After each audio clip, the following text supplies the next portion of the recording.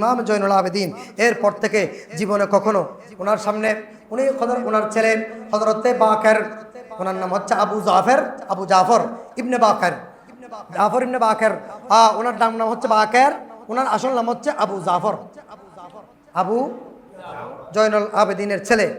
ওনাকে বলতেন, বাবা আমার জন্য পানি নিয়ে আসো। পানি যখন ওনার সামনে নিয়ে আসতেন, তখন পানি দেখার সাথে সাথে জয়নুল আবেদিন দুই চোখ থেকে পানি ঝরা শুরু হতো। ইমামে আলী মাকাম হযরতে জয়নুল আবেদিন রাদিয়াল্লাহু তাআলা আনহু, উনি 33 হিজরিতে, মতান্তরে 36 হিজরিতে, মতান্তরে 38 হিজরিতে উনি জন্মগ্রহণ করেছেন। যার ডাক নাম ছিল আবু মোহাম্মদ, যার মায়ের নাম ছিল হযরতে শেহরবানু, যার পিতার নাম ছিল সৈয়দুশ শুহাদা ইমামে আরশে মাকাম ইমাম হুসাইন রাদিয়াল্লাহু তাআলা আনহু, যাকে ওনার মা ওনাকে সবসময় আলী আসগর বলে ডাকতেন। আলী আসগর, অনেক সময় আলী বিন আলী বলে ডাকতেন। ওনার নাম হচ্ছে সাজ্জাদ, ওনার উপাধি। এভাবে ইমামে আলী মাকামের অনেক হযরতে জয়নুল আবেদিনের অনেক লকব উপাধি রয়েছে। একটু কঠিন আলোচনা এটা, আমরাও আর কখনো করি নাই, আপনারাও আর কখনো মনে হচ্ছে শুনেন নাই। মনোযোগ সহকারে একটু শুনতে হবে, এটা নতুন আলোচনা। হযরত ইমামে আলী মাকাম ইমামে হুসাইন রাদিয়াল্লাহু তাআলা আনহু এই বেটা হযরতে আলী বিন আলী, যাকে বলা হয় আলী বিন আলী, যিনি এত বেশি ইবাদত বন্দেগী করতেন, এত বেশি ইবাদত, প্রতিদিন উনি 1000 রাকাত নফল নামাজ পড়তেন। কত রাকাত? 1000 রাকাত, যার নফল নামাজের সংখ্যা। খানা একেবারে কম খেতেন, খানা একেবারে কম। যাক, উনি বেশি বেশি করে রাসূলের পাক সম্পর্কে জানার জন্য উম্মাহাতুল মুমিনিনদের ঘরে বেশি বেশি আসা যাওয়া করতেন। তার নাম হচ্ছে জয়নুল আবেদিন। অনেকজনের জয়নাল আবেদিন বলে না, এটা হচ্ছে জয়নুল, জয়নুল, জয়নুল আবেদিন রাদিয়াল্লাহু তাআলা আনহু। উনি বেশি বেশি করে ওখানে যেতেন। আম্মা জান উম্মাহাতুল মুমিনিন থেকে উনি কি করতেন? বিভিন্ন আলোচনা শুনতেন। ওনার বেলাদত, ওনার পৃথিবীতে শুভ আগমনের পরে উনি বেশিরভাগ সময়, উনি প্রায় 2 বছর দাদার সাথে মাওলা আলী শেরে খুদার সাথে কাটিয়েছেন। কয় বছর? 2 বছর। আর 10 বছর কাটিয়েছেন ওনার চাচা ইমামে হাসান রাদিয়াল্লাহু তাআলার সাথে। ওনার জেঠা বরাবু হযরতে ইমামে হাসান রাদিয়াল্লাহু তাআলা আনহুর সাথে কাটিয়েছেন কয় বছর? 10 বছর। আর ওনার আব্বাজান মাওলায়ে কায়নাত সৈয়দুশ শুহাদা ইমামে আরশে মাকাম ইমামে হুসাইন আলাইহিস সালামের সাথে কাটিয়েছেন 21 বছর। কয় বছর? 21 বছর। এখন আসেন ইমামে আলী মাকাম সৈয়দুশ শুহাদা ইমাম হুসাইন রাদিয়াল্লাহু তাআলার সাথে যখন মাঝখানে উনি এত বেশি ইবাদত বন্দেগী, এত বেশি রিয়াজত করতেন, এত বেশি এলমের পিপাসু ছিলেন। উনি সবসময় কোরআন হাদিস নিয়েই পড়ে থাকতেন, সবসময় কোরআন হাদিস নিয়ে পড়ে থাকতেন সাইয়্যিদুনা জয়নুল আবেদিন রাদিয়াল্লাহু তাআলা আনহু। যাক, ইমামে আলী মাকাম সৈয়দুশ শুহাদা ইমামে হুসাইন রাদিয়াল্লাহু তাআলা আনহু যখন আপনারা কারবালার ময়দানে যখন চলে আসলো, এখান থেকে আমাকে আলোচনা করতে হবে। ইমামে আলী মাকাম সৈয়দুশ শুহাদা ইমাম হুসাইন রাদিয়াল্লাহু তাআলা আনহু কারবালার জমিনে 10 তারিখের দিন উনি কি করলেন? ওনার প্রথমে একে একে সবাইকে পাঠালেন।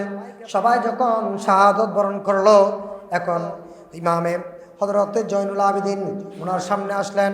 আব্বাজান আমার ভাই আলী আসগর গিয়েছে, শাহাদত আলী আকবর গিয়েছে, শাহাদত বরণ করেছে।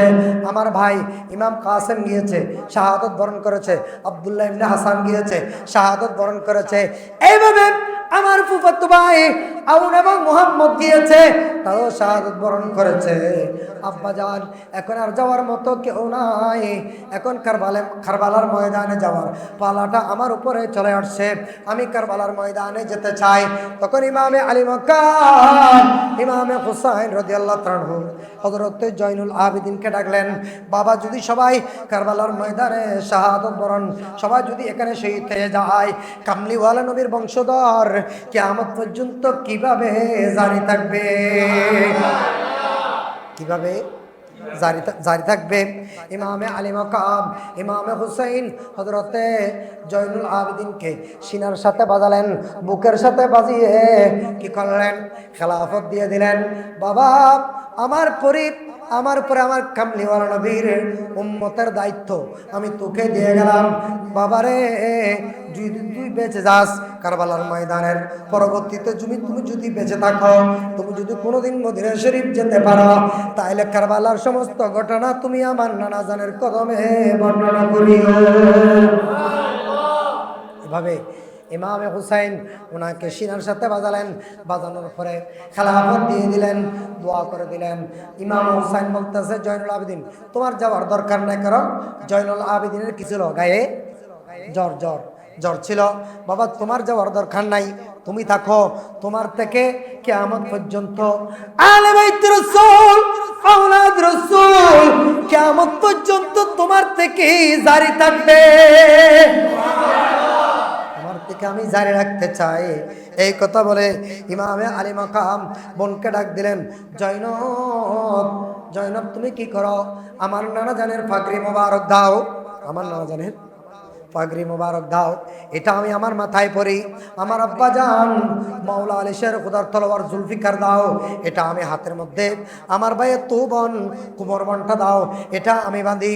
এখন ইমামে হাসান রাদিয়াল্লাহু তাআলা এবং সকিনা রাদিয়াল্লাহু তাআলা ইমামে জয়নুল আবেদিনকে হযরত জয়নব বিনতে ফাতেমার হাতে উঠাই দিলেন। বোন আমার এই দুই সন্তান, একটা হচ্ছে হযরত সকিনা রাদিয়াল্লাহু তাআলা, সে জীবনে কখনো আমাকে ছাড়া ঘুমায় নাই। সেই ঘুমানোর সময় একটা পা আমার শরীরের উপর তুলে দিত, তার একটা পা আমার শরীরের উপর তুলে দিত। অথবা আমার সকিনা সব সময় আমি যখন ঘুম যেতাম, আমার সকিনা আমার বুকের উপরে থাকতো। কোথায়? আমার বুকের উপরে ঘুমাইতো। বোন তুমি আমার সকিনাকে কবুল করো, আমার সকিনা যাতে কোনো কষ্ট না পায়, তোমাকে আমি কি করে দিলাম? সুপর্দ করে দিলাম। এখন জয়নুল আবেদিনকে বুঝাই দিলেন, এই জয়নুল আবেদিন তোমাকে তোমার ফুফুর জিম্মা দিয়ে দিলাম, তুমি তোমার ফুফুর সাথে থাকো। জয়নুল আবেদিন এভাবে ওনাকে বুঝিয়ে দেওয়ার পরে হযরতে মা খাতুনে জান্নাতের বেটি হযরত জয়নব বিনতে ফাতেমা সামনে আসলেন। ভাইজান আপনি হযরতে আলী আকবরকে ঘোড়ার পিঠে আপনি তুলে দিয়েছেন, আপনি হযরতে ইমাম কাসেমকে ঘোড়ার পিঠে তুলে দিয়েছেন। এভাবে 50 জন আপনার সাথী তাদেরকে ঘোড়ার পিঠে তুলে দিয়েছেন। আব্দুল্লাহ বিন হাসানকে ঘোড়ার পিঠে তুলে দিয়েছেন, হাবিব বিন মুজাহিরকে ঘোড়ার পিঠে তুলে দিয়েছেন, হযরত আনাস বিন হারিসকে ঘোড়ার পিঠে তুলে দিয়েছেন, হযরতে আব্দুল্লাহ ইবনে কলবি রাদিয়াল্লাহু তাআলাকে আপনি ঘোড়ার পিঠে তুলে দিয়েছেন। ভাইজান আপনাকে তো ঘোড়ার পিঠে তুলে দেওয়ার জন্য তুলে দেওয়ার মতো কেউ নাই। আমি যে মায়ের পেটে তুমি ছিলে, ওই মায়ের পেটে আমিও ছিলাম। তুমিও মা খাতুনে জান্নাতের পেট মোবারকে ছিলে, আমিও মা খাতুনে জান্নাতের পেট মোবারকে ছিলাম। ভাইজান এখন আপনাকে তুলে দেওয়ার মতো কেউ নাই। পর্দা সহকারে পর্দা করে আমি তোমাকে ঘোড়ার পিঠে তুলে দেব।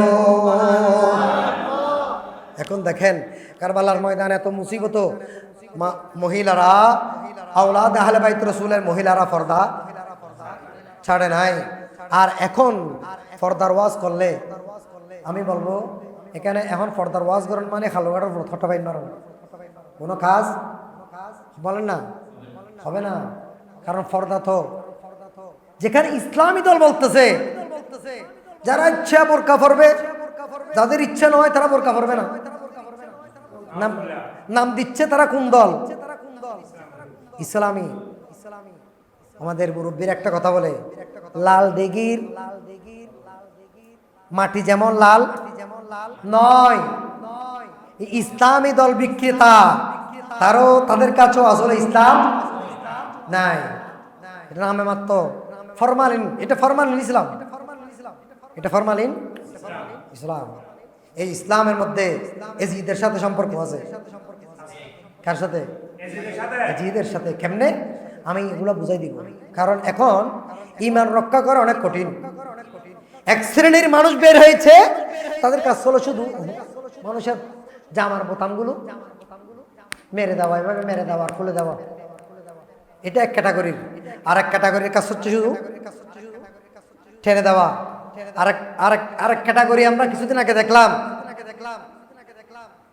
পটিয়াতে শুধু গাড়ি আটকিয়ে রাখা, ভাঙচুর করা। হায় হায় হায়, আল্লাহ আমাদের এগুলো থেকে হেফাজত করুন। আমরা কোন ইসলাম? আমরা হুসাইন ইসলাম চাই। আমরা কোন ইসলাম চাই? মদিনাওয়ালা নবীর ইসলাম।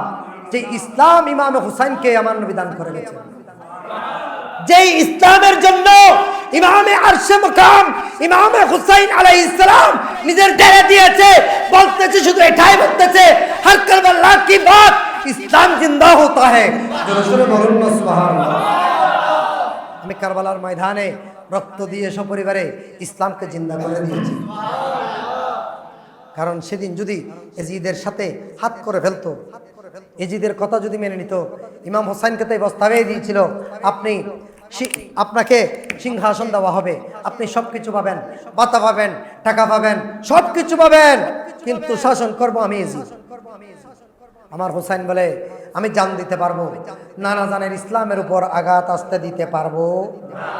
এজন্য আমরা যারা হুসাইনি মুসলমান, আমরা জান দিতে প্রস্তুত আছি, কিন্তু মওদুদির ইসলাম আমরা জীবনে কখনো মেনে। যারা কওমি লাইনের যারা বড় বড় আলেম, তারাও বলতেছে এগুলিটা কোনো ইসলাম নয়, এটা কোনো ইসলাম, এটা হচ্ছে মওদুদির ইসলাম। আল্লাহ ইসলাম থেকে, মতকুরের ইসলাম থেকে আল্লাহ আমাদের হেফাজত করুন। একটু মুহাব্বত নিয়ে সাল্লাল্লাহুম্মা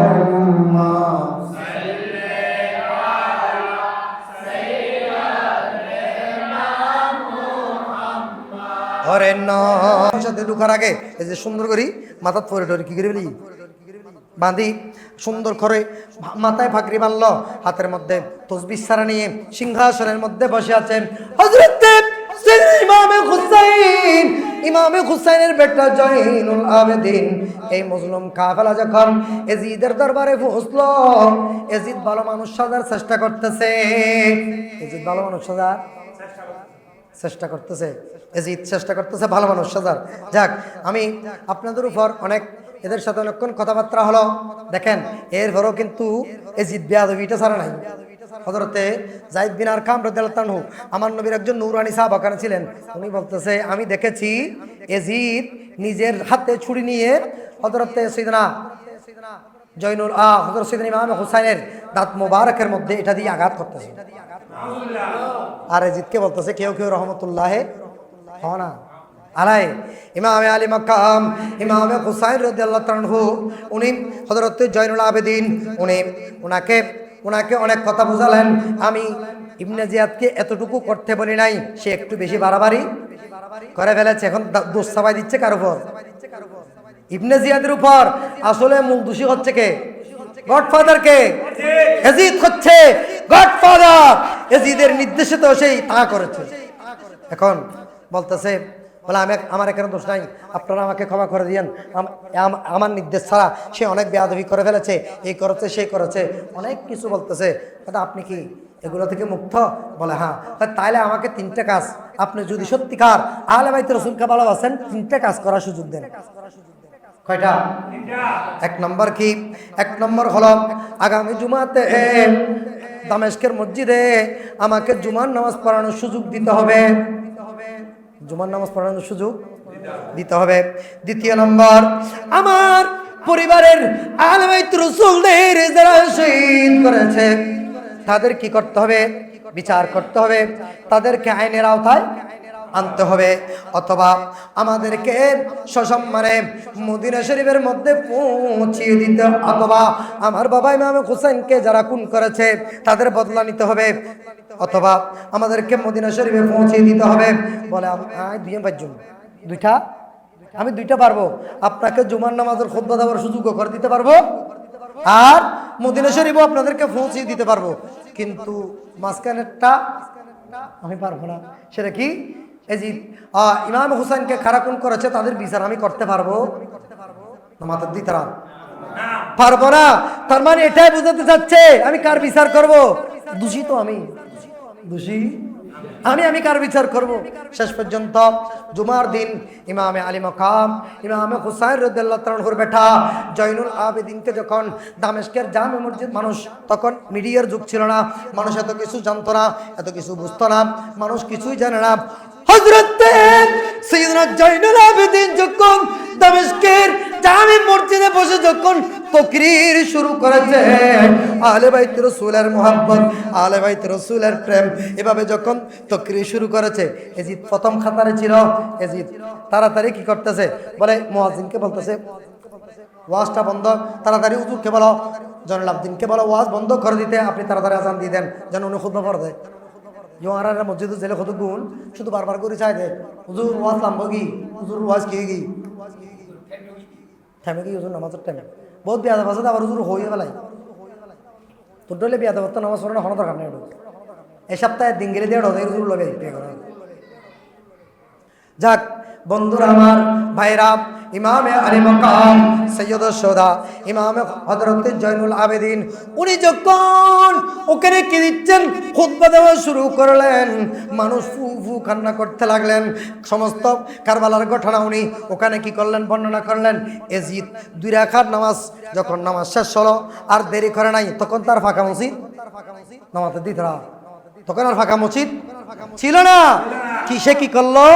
মসজিদ থেকে তাড়াতাড়ি বেড়া, অর্থাৎ মসজিদের ইন্দি কোনাফাড়ি ডাইরেক্ট দুধ ইত্যা সিংহাসন তুমি নাউজুবিল্লাহ হল না এক দুধ দিয়ে হাত আল্লাহ আর আপনাদের কতগুণ এজিত আছে, যখন জুমার নামাজের ফরদিও 2 রাকাতের ফরদিও মনোদান করে ইউনুদি এজিদুর বন্ধু, এজিদুর নামাজের পরে, ফরজ নামাজের পরে দুয়া যারা করে না করে নামাজের মধ্যে দাঁড়িয়ে যায়, সে নামাজ পড়তে আসে নাই, মূলত এখানে লুঙ্গিলা করার জন্য আসছে, মানুষকে দেখানোর জন্য।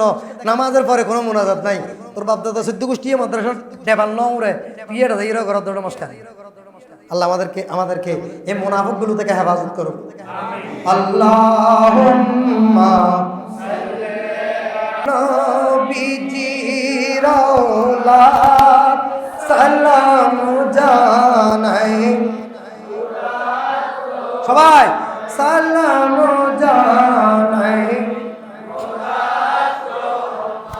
হুসাইন নবীজি আওলাদ সালাম জানাই, সালাম জানাই,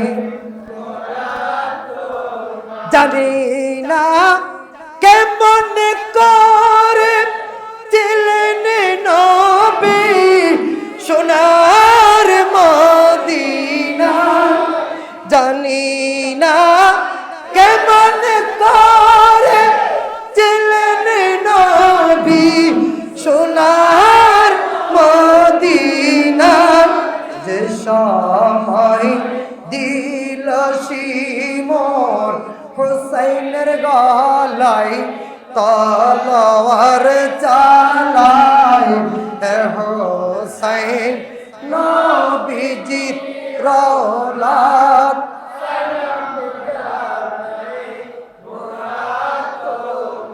যে গলায় চুমুকেতেন খোদার হাবিব নবী মুস্তাফা, যে গলায় চুমু দিতেন আল্লাহর হাবিব নবী মুস্তাফা, কিভাবে সেই গলেতে, কিভাবে সেই গলেতে এজিদের দল তলোয়ার চালায় এ হুসাইন নবীজির औलाद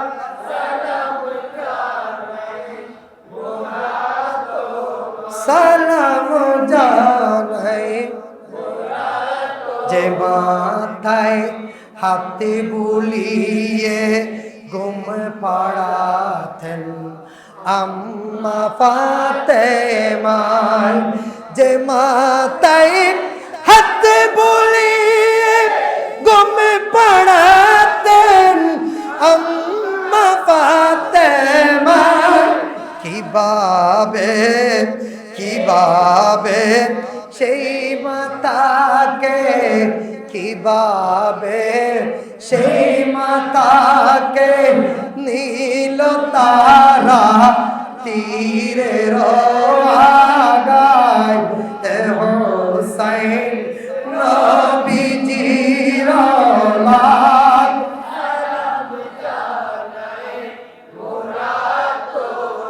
সালাম জানাই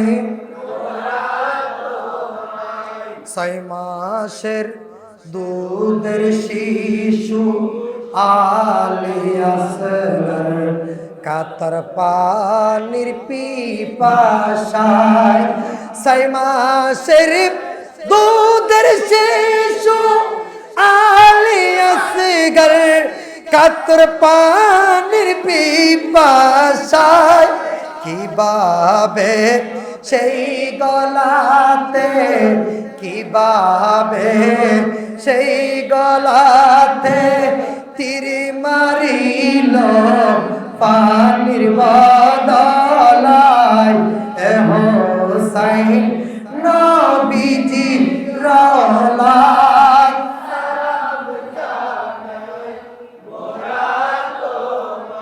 সালাম জানাই ইমামে আলী মাকাম জয়নুল আবেদিন নামাজ শেষ করলেন এজিদ পালিয়ে গেলেন কোথায় ও রাজপ্রাসাদে চলে গেল ইমাম আলী মাকাম নামাজ শেষ করলেন মিলাদ কিয়াম হলো মুনাজাত হলো মুনাজাতের পরে উনি কোথায় আসলেন এই এজিদের রাজপ্রাসাদে আসলেন এজিদ বারবার চেষ্টা করত ইমামে আলী মাকাম সামনে নিয়ে অর্থাৎ জয়নুল আবেদিনকে নিয়ে খানা খাওয়ার জন্য ইমামে হুসাইনের औलाद শাহে কারবালা হযরত জয়নুল আবেদিন বলতেছে এটা আমার পক্ষে সম্ভব নয় তোমার সাথে বসে খানা খাওয়া বলুন সুবহানাল্লাহ কারণ তুমি একজন মদদি তুমি একজন শরাবি তুমি একজন সুদখোর তুমি একজন মদখোর তুমি একজন গাঁজাখোর তোমার সাথে বসে औलाद রাসূল কিয়ামত পর্যন্ত কখনো খানা খেতে পারবে না এজন্য হক্কানি উলামায়ে কেরাম যারা হক্কানি আলেম তারা কখনো কোনো সুদখোর ঘুষখোর মদদির ঘরে ভাত খেতে পারবে একটু বড় করে বলেন না পারবে না আপনাকে এগুলা আমাদেরকে চিহ্নিত করতে হবে বন্ধুরা আমার হযরত জয়নুল আবেদিন ওখানে আসার পরে নোমান বিন বশিরকে এজিদ ডাকলো এজিদ বলতেছে তাকে কি করো তাদেরকে কাফেলাকে মুসলিম কাফেলাকে মদিনা শরীফের রাস্তা তুমি 20 জন লোক নাও তোমার সাথে 20 জন লোক নিয়ে এই মজলুম কাফেলাকে মদিনা শরীফ পৌঁছে দাও তার আগে সে কি করেছে দেখেন ইমামে আলী মাকামের সেরাফাক কাপড় দিয়ে একেবারে এমন ভাবে মুড়িয়ে ফেললেন কেন মুড়িয়ে ফেললেন ইমামে আলী মাকাম ইমামে হুসাইন আলাইহিস সালামের সর মুবারক যখন এজিদের রুমের মধ্যে রাখলো হঠাৎ করে এজিদের বউ যখন ঘুম থেকে জাগ্রত হলো দেখতেছে তাদের পুরা ঘর ইমামে হুসাইন ইমামে আরশে মাকাম ইমামে হুসাইন রাদিয়াল্লাহু তাআলার আলোর কারণে উনার সেরে পাক থেকে এমন ভাবে জ্যোতি বের হচ্ছে উনার জ্যোতি দিয়ে সারা ঘর আলোকিত হয়ে গেছে সারা ঘর আলোকিত হয়ে গেছে কেন औलाद রাসূল এগুলো তো আমার প্যারা নবীর নূরে পাক আরেকটু জোরে বলেন না ইমামে আলী মাকাম এটা দেখার পরে ইমাম আলী মাকামের সেরের এটা দেখার পরে কাপড় দিয়ে একেবারে মুড়িয়ে ফেললেন তাদেরকে দিলেন ধরেন এটা নিয়ে যাও তোমরা এমন একটা জায়গার মধ্যে নিয়ে এটা দাফন করে দেবে যেখানে কেউ যেখানে দাফন করা হয়েছে সেটা যেন কেউ না চিনে এমন একটা জায়গায় গিয়ে ওকে সেটটা কি করবে, তোমরা দাফন করবে।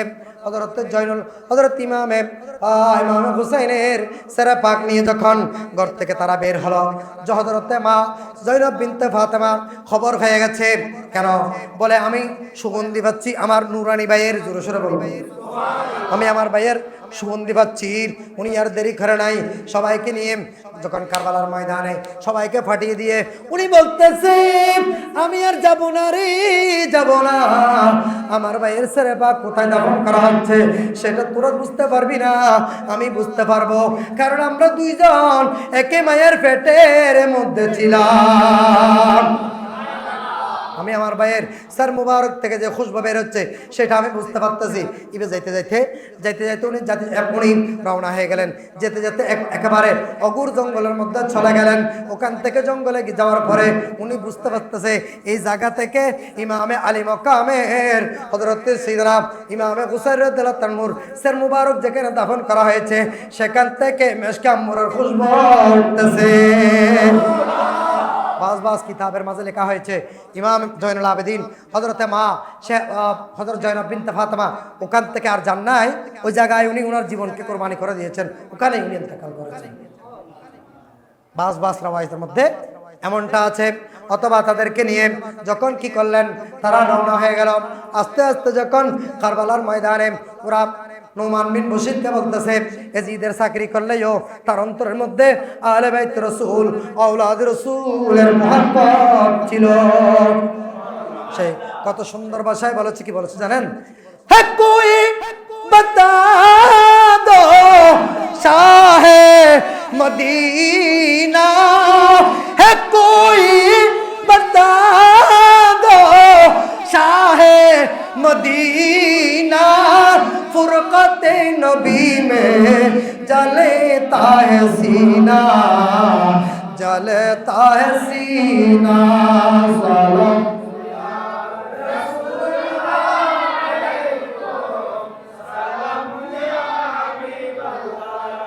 इमाम अली मकाम सैयदुश शुहदा इमाम হাসান হুসাইন রাদিয়াল্লাহু তাআলা আনহু সপরিবারে যখন কারবালার ময়দানে এসে উপস্থিত হলেন, জয়নাব হযরত শেরবানু, হযরত সাকিনা, হযরত আলী বিন আলী জয়নুল আবেদিন, তারা সবাই কারবালার ময়দানে এসে এমনভাবে কান্না করতেছে।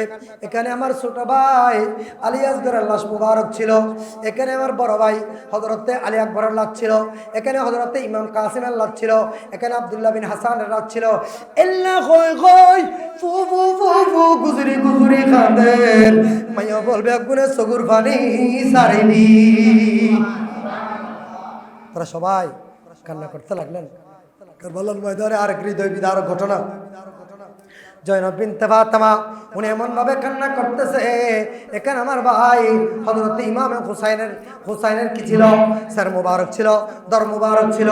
এখানে আমার দুই সন্তান আউন এবং মোহাম্মদ, তাদের দর মুবারক ছিল। এখানে এভাবে তারা 17 জন আওলাদ রাসূল আলে বাইত রাসূলের জিকির করতেছে আর চোখ থেকে পানি ফেলতেছে। এটা বলার পরে তারা কি করলেন? ওখানে কি হয়ে গেল?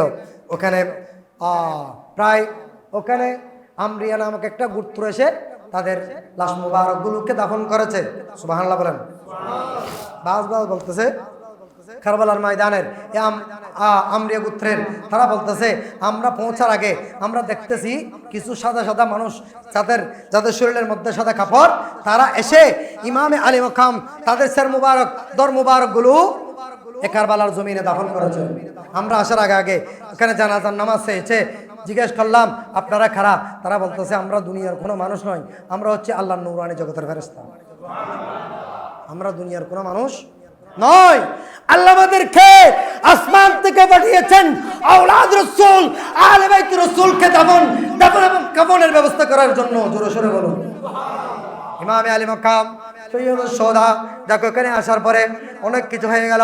এখানে কাজ শেষ করে তারা যখন মদিনা শরীফের রাস্তা ধরলো, যেতে যেতে যখন মদিনা শরীফ পর্যন্ত পৌঁছে গেল, মদিনা শরীফ পর্যন্ত পৌঁছে যাওয়ার পরে ইমামে আলী মাকাম পানি আমি চা খাই না, ইমামে আলী মাকাম ইমামে হুসাইন হযরত জয়নুল আবেদিন আস্তে আস্তে যখন মদিনার শরীফের ভিতরে ঢুকলো, ওখানে নাকি একটা কম্পন শুরু হয়ে গেল। সুবহানাল্লাহ। সবাই ঘর থেকে বেরিয়ে গেছে। এই মজলুম কাফেলা যখন মদিনা শরীফে আসছে, সবাই ঘর থেকে বেরিয়ে গেছে, চোখের পানি ছেড়ে দিয়েছে, ফুফু কাঁদতেছে, চোখের পানি ছেড়ে দিয়ে কাঁদতেছে। কোথায় আমার চাচা যান, কোথায় আমার বাবা যান, কোথায়? এইভাবে বলতে বলতে হযরত ফাতেমা রাদিয়াল্লাহু তাআলা হযরত ইমামে হাসানের বেটি কান্না দিতে লাগলেন। মদিনা শরীফের মধ্যে কান্নার একটা রোল পড়ে গেছে। সুরে সুরে বলুন, কান্নার একটা রোল পড়ে গেছে। সবাই কাঁদতেছে কেন? ইমামে পাকের মহব্বতের কারণে। ইমামে পাকের মহব্বতের কারণে কাঁদলে আল্লাহ তার জন্য জান্নাত অবধারিত করে দেন। হযরতে জয়নুল আবেদিন যখন আসলেন, ওই যে বাবাজান কারবালার ময়দানে কি করেছেন? ওসিয়ত করেছে, তুমি যখন যদি মদিনা শরীফ পৌঁছতে পারো, সর্বপ্রথম আমার নানাজানের মাজারে, আমার নানাজানের রওজা শরীফে গিয়ে আমার সব কথা খুলে বলবে। ইমামে আলী মাকাম হযরতে জয়নুল আবেদিন মদিনা শরীফ আসার পরে তারা সবাই টানাটানি করতেছে ঘরে ঢোকার জন্য। হযরতে জয়নুল আবেদিন বলতেছে, আমি ঘরে ঢুকতে পারবো না, আমার আব্বা জানের ওসিয়ত, আমাকে সর্বপ্রথম মদিনাওয়ালা নবীর কদমে গিয়ে আমাকে হাজিরা দিতে হবে। মদিনাওয়ালা নবীর কদমে গিয়ে আমাকে কি দিতে হবে? হাজিরা দিতে হবে। বন্ধুরা আমার, ভাইরা আমার, ইমামে আলী মাকাম হযরত জয়নুল আবেদিন যখন মদিনা শরীফের মদিনাওয়ালা নবীর কদমে গিয়ে যখন হাজির হলেন, দুই চোখের পানি ছেড়ে দিলেন চোখ দিয়ে। কারণ আপনজন দেখলে মা বাবার খবর। ইমাম নারায়ে তাকবীর, নারায়ে তাকবীর।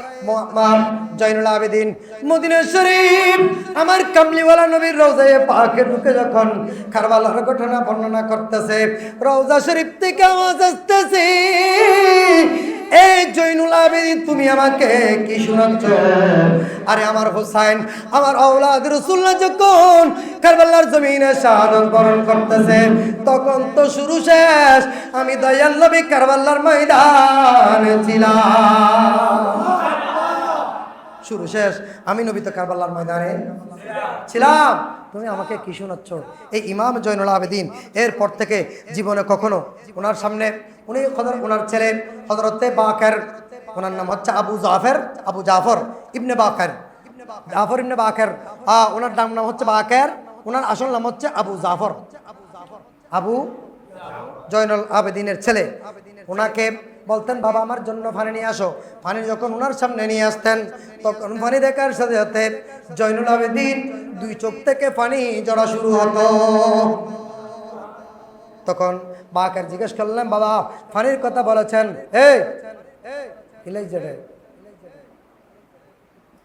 পানির কথা যখন বলতেন, পানি যখন সামনে আনলেন, বাবা আপনি পানি পান না করে আপনি কাঁদতেছেন কেন?